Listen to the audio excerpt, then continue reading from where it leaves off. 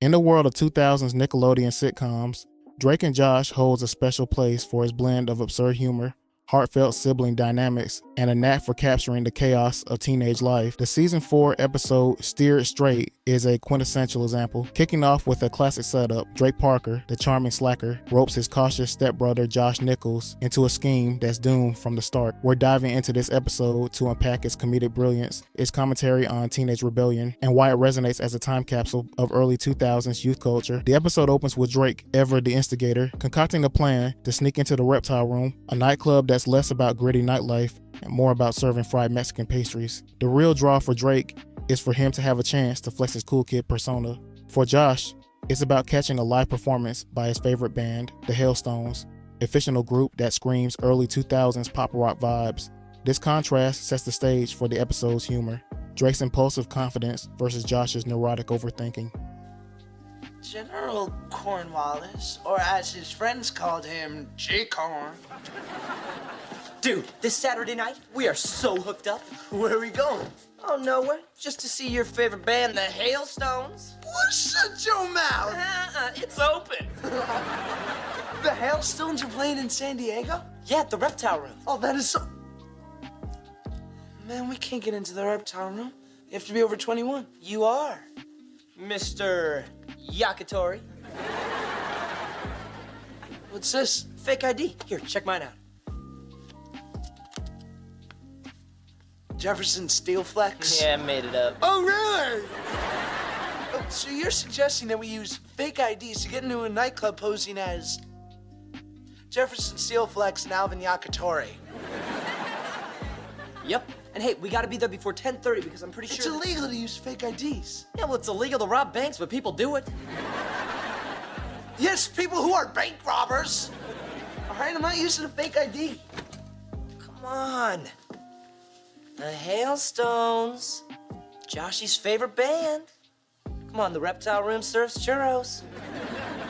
Churros? It's not like we're gonna drink or anything. We're just gonna go and listen to some music. Yeah, Dude, but everybody uses fake IDs. It's not gonna be a problem. The fake ID plot is a perfect snapshot of 2000s teen fantasies, fueled by movies like Superbad and shows that glamorize the allure of sneaking into exclusive spaces. For Drake, the fake IDs are a ticket to status. For Josh, they're a means to a nerdy end, seeing his band. This dynamic captures the show's core, two stepbrothers, polar opposites, bound by loyalty and a knack for stumbling into disaster. Drake securing fake IDs sets up the episode's deeper exploration of teenage rebellion. Drake's cavalier attitude reflects a universal urge to push boundaries, while Josh's reluctant participation speaks to the anxiety of stepping outside one's comfort zone.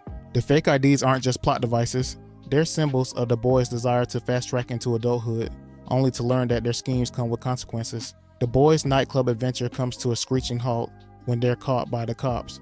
Now, you might expect handcuffs, a trip to the station, or at least a stern lecture, but this is Drake and Josh, where consequences are rarely straightforward.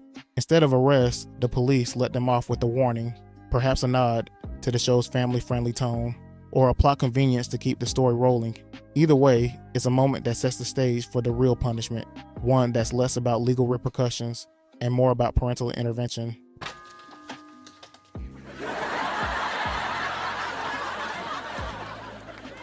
Dad? Wallter?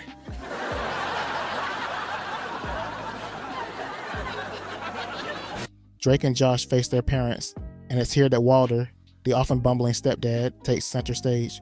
Audrey isn't content with grounding the boys, a punishment that, let's be honest, Drake would probably sleep through. Instead, Wallter sees this as a teachable moment, a chance to instill maturity and responsibility in his stepson and son. With the suggestion from the cops, Wallter's plan is to enroll Drake and Josh in a Steer Straight program, a simulated experience designed to scare kids and teens straight by walking them through the process of being arrested. It's a concept rooted in real-world programs from the 80s and 90s, like Scare Straight, but filtered through Drake and Josh's absurd lens. The Steer Straight program is where this episode leans into its satirical edge. On one hand, it's a parody of tough love interventions meant to deter juvenile delinquency. On the other, it's a setup for the show's signature slapstick, as Drake and Josh's personalities, Drake's cocky defiance, and Josh's neurotic overthinking, clash with the program's grim theatrics. Wallter's insistence on this program reflects a deeper theme: the parental desire to guide teens toward adulthood in a world that tempts them with shortcuts like fake IDs. But as we'll see, the program doesn't quite go as planned, turning a well-intentioned lesson into a comedy of errors. Wallter's role here is crucial, often overshadowed by Audrey's no-nonsense parenting or Megan's scheming. Wallter steps up as the moral compass, emphasizing the importance of acting like mature men. It's a rare moment of gravitas for a character usually played for laughs, and it underscores the episode's heart, the idea that growing up isn't just about avoiding trouble, but about understanding the weight of your choices. Jefferson Steel Flex. Alvin Yakitori? They could be names. Yeah, on Planet Crazytron. You know, I can almost understand you doing something this stupid, but you? He tempted me with churros. That's your excuse? A fried Mexican pastry? Have you ever tasted one? Can we talk to you two privately? Of course. Both of you, in the closet.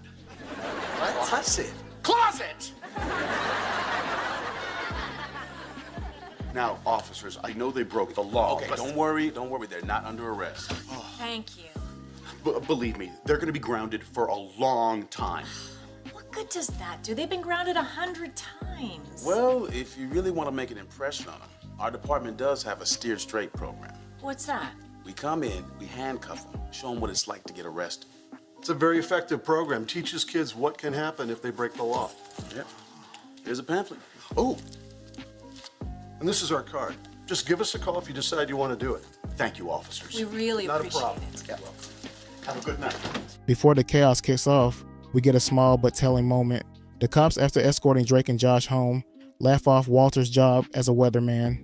It's a classic Drake and Josh jab at Wallter's earnest but often mocked profession, reinforcing his underdog status in the family. This dig sets up the episode's subtle critique of authority figures, whether it's Wallter's well-meaning parenting or the cops' casual dismissal, but it also hints at the show's knack for undercutting serious moments with humor, a balance that defines what's coming next. Wait, aren't you the weather guy from Channel 2? That's right. I am.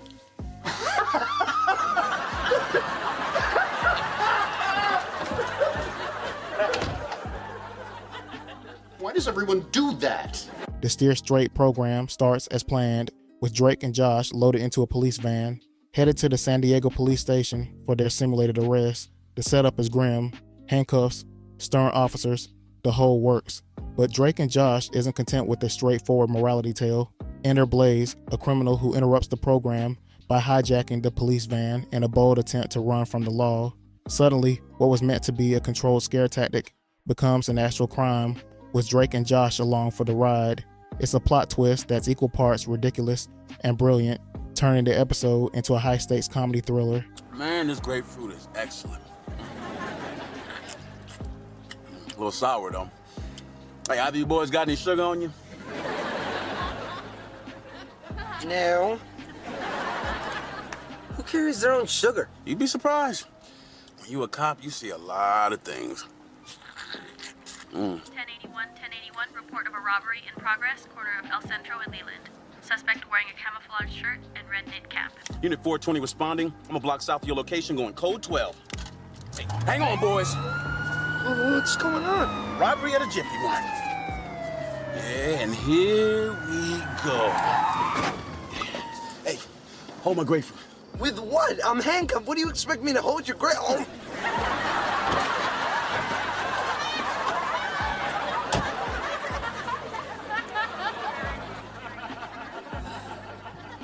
I was just trying to do something nice for you. I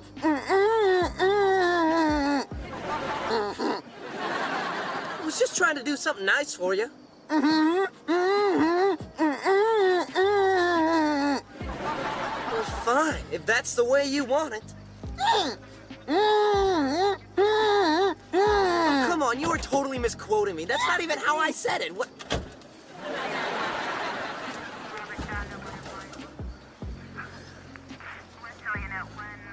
Hey. Hello?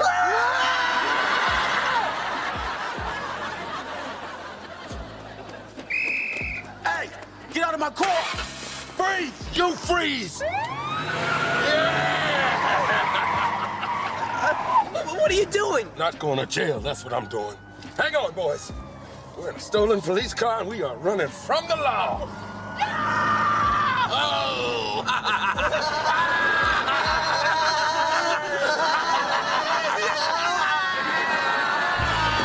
Blaze, with his larger-than-life energy, is the perfect catalyst for Drake and Josh's brand of chaos.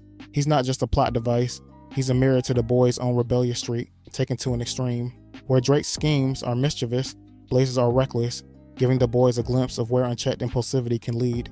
But instead of cowering, Drake and Josh do what they do best, improvise. Leaning on their fake ID personas, they pose as fellow criminals to gain Blaze's trust.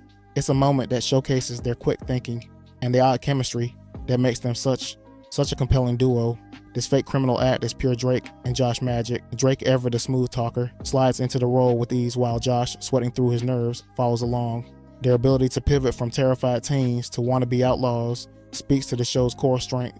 The stepbrothers' knack for turning disasters into opportunities, however ill-advised, is also a nod to the 2000s teen fantasy of outsmarting adults, or, in this case, a criminal, through sheer audacity. But their plan takes a delightfully absurd turn when they convince Blaze to drive to their own house, claiming it's someone else's place they intend to rob. This twist is where the episode leans fully into its sitcom roots. The idea of robbing their own home is both a hilarious escalation and a clever way to steer the story back to familiar territory. It's a testament to Drake and Josh's ability to stretch a premise to its limits while keeping the stakes personal. The house, a character in its own right, has been the backdrop for countless schemes, from Megan's pranks to Drake's band rehearsals. Now, it's the stage for their most outrageous con yet. So who are you guys? Well, I'm a Jefferson Steelflex. Alvin Yakitori. And you are? Blaze. Why do they call you Blaze? Be quiet! I see. I think this guy's dangerous. Why, because he just robbed a convenience store, now he stole a cop car? Maybe we should just tell him we're high school students so he'll let us go. Yeah, and what if he doesn't let us go? This guy thinks we're real criminals right now, so let's keep it that way. Right, so I think we're one of him. Yeah, so no matter what he does... So what'd you guys get busted for? Crime. Yeah, we robbed a store. Oh, well, robbed that store good, huh? Nice. You guys all right? Well, what do you expect? We're rebels. I mean, criminals. Hardened. Yeah, in fact, we were planning on hitting a house tonight. A house? I'm trying to get him to drop us off at our place.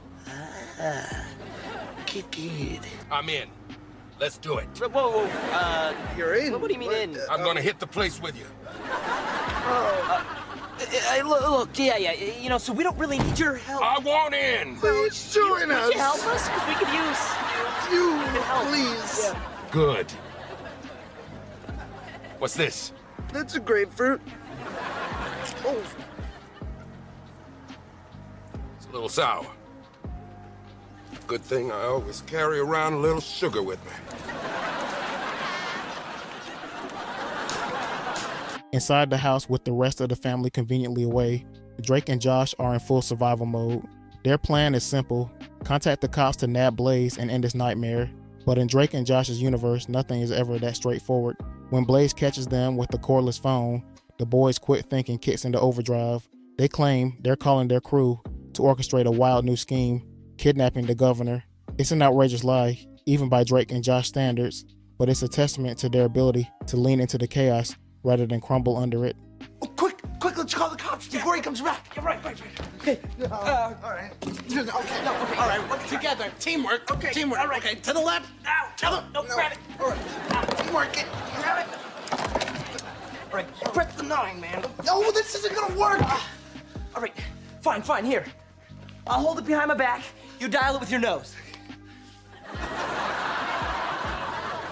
I'm not sticking my nose down there. Would you rather take your chances with a vicious criminal? I think so. Oh, just dial the number. All right. 9, 1. Oh, Nick sneezed on my palm. It is allergy season. Man, these people are loaded. Sterling silver jewelry. Who you guys calling? Colin. Yeah, we were calling our boys. To set up our next crime. Kidnap the governor. Yeah, kidnap the governor. This moment captures the heart of Drake and Josh's comedy. The stepbrothers' knack for turning panic into performance. Drake's charisma carries the lie, while Josh's nervous energy sells it barely. But Blaze, ever the unhinged wild card, ups the ante by calling in his crew to join the fake governor kidnapping plot. Suddenly, the boys' ruse is spiraling into a full-blown criminal conspiracy, and the stakes are higher than ever. It's a classic sitcom escalation, where one bad decision snowballs into a farce that only Drake and Josh could navigate. Seriously? Oh, yeah, you know how much they pay to get that guy back? Come on. I don't know. His phone numbers down the way Oh, they hell, come. They'd pay a fortune. Kidnapping the governor. That's pretty insane. Oh, yes. Oh, yeah, we're nuts. You don't want to get mixed in with us. So you just better scoot on out of here Yeah. before you get wrapped up in our activities. Oh, wait. You're gonna need a little help for a job that big, right? Help? Yeah, no, we got our own little posse. Call my crew. You call it a crew? Who sneezed on the phone? It's allergy season. The chaos takes a darkly hilarious turn when Wallter comes home early. In a desperate bid to maintain their cover, Drake and Josh make a bold move. They tie him up, duct tape his mouth, and lock him in a closet. Wallter, who just wanted to teach the boys a lesson about maturity, becomes collateral damage in their improvised con. It's a moment that's equal parts shocking and quintessentially Drake and Josh, pushing the boundaries of family-friendly comedy while staying true to the show's over-the-top humor. What was that? Sounded like a car door. Some goofy-looking dude in a really bad shirt. Dad. Here. Take care of him. No. We'll take him. Dude, do you want him to hurt Wallter? All right, just follow my lead. Everybody hide. Yeah, hi. Yeah. No. I said I wanted an extra large. Oh, and Here. Tape his mouth shut and throw him in the closet. yeah, good call. Let's go, old guy. We don't know.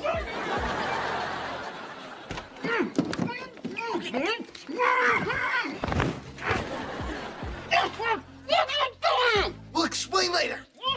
What are we gonna do? Look, I don't know. Well, if they find out we're not real criminals, They cannot find that out. Well, I don't want to kidnap the governor. Look, we're not gonna kidnap anyone, okay? We just gotta get those goons out of our house. Oh, dead cell phone. Right. Where's your cell phone? I dropped it when you guys attacked me. Man. Now I want to know what's going on. Drake and Josh pull out their final gambit, a stage fight to scare the criminals off. Using fake blood and a prosthetic hand from Josh's magic kit, they orchestrate a gruesome performance. Josh, playing the victim, loses his hand in a bloody brawl, and Drake rips off the prosthetic with theatrical flair. The criminals, horrified and disgusted, bolt from the house, leaving the boys victorious. It's a masterclass in Drake and Josh's absurd problem solving, where a nerdy prop kit becomes the key to outwitting actual crooks. This fake fight sequence is peak 2000 Nickelodeon, blending physical comedy with the kind of clever improvisation that defines shows like Drake and Josh. The magic kit, a nod to Josh's dorky hobbies, underscores how the boys' quirks, Drake's charm, Josh's nerdiness, complement each other in a crisis. It's also a meta-commentary on the show itself. Just as Drake and Josh stage a performance to fool Blaze, the show stages its own over-the-top antics to entertain us, all while sneaking in a lesson about teamwork and ingenuity. Hey, you said I could grab the governor. Ugh. I'm the one who calls the shots. Yeah, well, maybe I'm sick of you calling the shots. Hey, Jefferson, Alvin, let's keep it cool. Listen, I'm the one who's gonna grab the governor, and you're the one who's gonna keep his mouth shut. And who's the one that's gonna make me?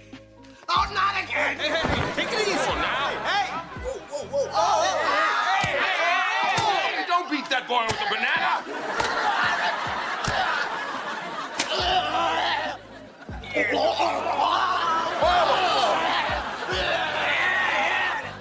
you gonna grab the governor with the... Oh! What the... Oh, God! Yanked his hand right off! It ate his finger! That dude is psycho! I'm getting out of this place! Go, go, go! After outwitting Blaze and his crew, the Parker Nichols family, minus one key member, heads out for dinner, a classic sitcom move to bring everyone together and reflect on the chaos. At the restaurant, Drake and Josh don't hold back, laying into Audrey for the Steered Straight program that went so spectacularly off the rails. What was meant to be a controlled scare tactic landed them in the middle of a real crime spree. Drake, ever the dramatic one, insists Audrey never put them through something like that again, calling the experience horrible. It's a rare moment of vulnerability for the boys, who've spent the episode dodging danger with bravado and fake blood. Audrey, for her part, defends the decision, explaining that no one could have predicted the boys getting tangled up with actual criminals. Her response grounds the episode in its moral core, the parental instinct to teach tough lessons even when they backfire. The Steered Straight program, inspired by real-world initiatives like Scared Straight, was Wallter and Audrey's attempt to steer Drake and Josh toward responsibility. But as the boys' ordeal shows, life has a way of teaching lessons in unexpected and hilariously exaggerated ways.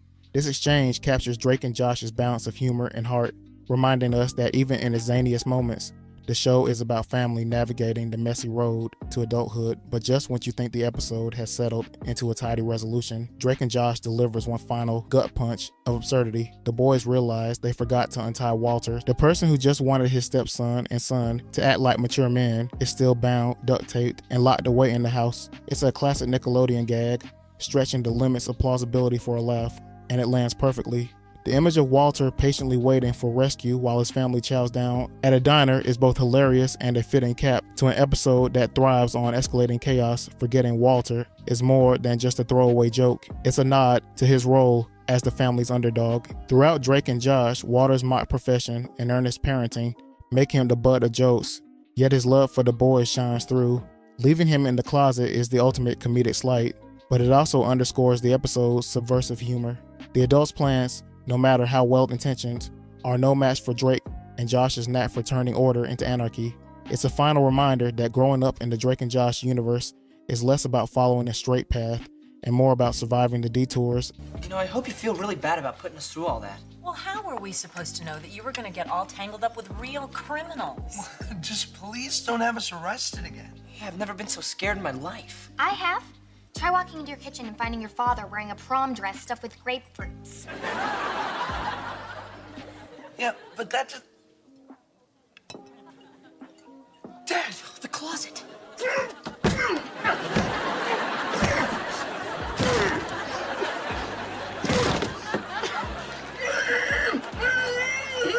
You left him handcuffed in the closet? Well, we forgot. Oh, sorry. That's terrible! Yeah.